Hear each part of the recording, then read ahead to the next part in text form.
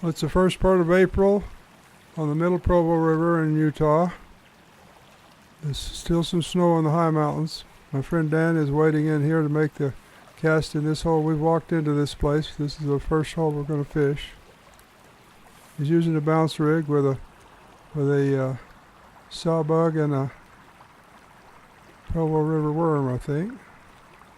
Ooh, first cast. That's not unusual if the pool has been undisturbed.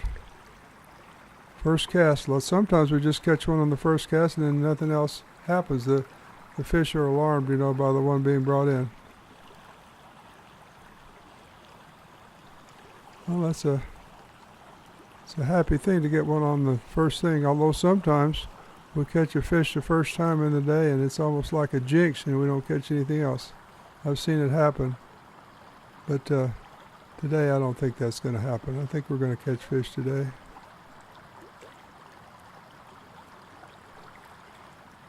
There's no hatch at the moment, so that's why he fished under.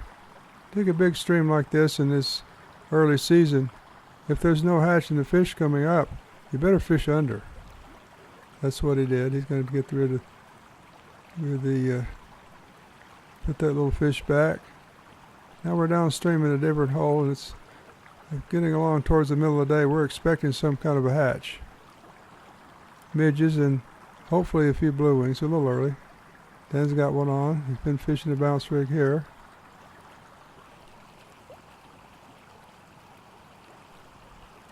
In this case, we've seen a few little midges and so forth. So he's got he's changed over and he's using some little midge pupa patterns, I believe, but fishing them down.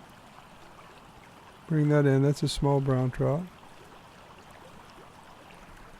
Middle of the day is the best time for hatches in early season like this, and we're starting to get some rises. Midges coming down and a few blue wings. He's got one on now. Still using the bounce rig.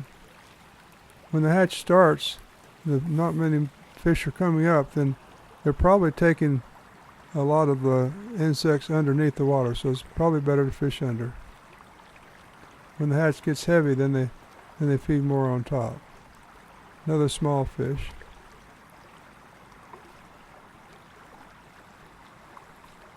We're in position waiting for the hatch.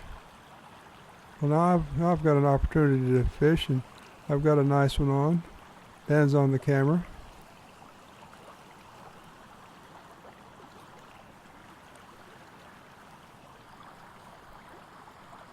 Fighting hard.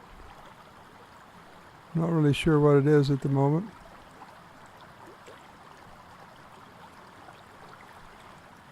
This is a little better fish. We're not talking about big fish.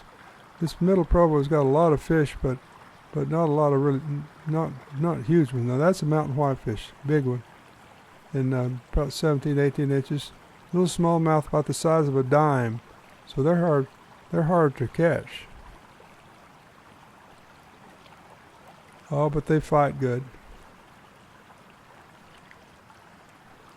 I'm putting him back. In the summertime, I wouldn't even lift him up, but the water's really cold and he's in good shape.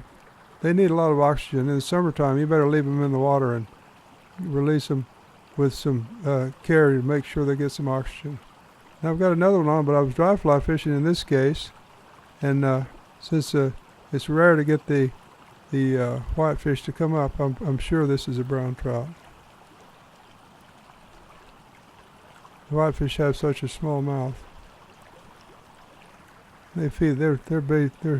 They're designed to feed on the bottom in fast water. Bring that fish in. Yeah, it's a brown trout, about 17 inches long. Release him. Good day fishing.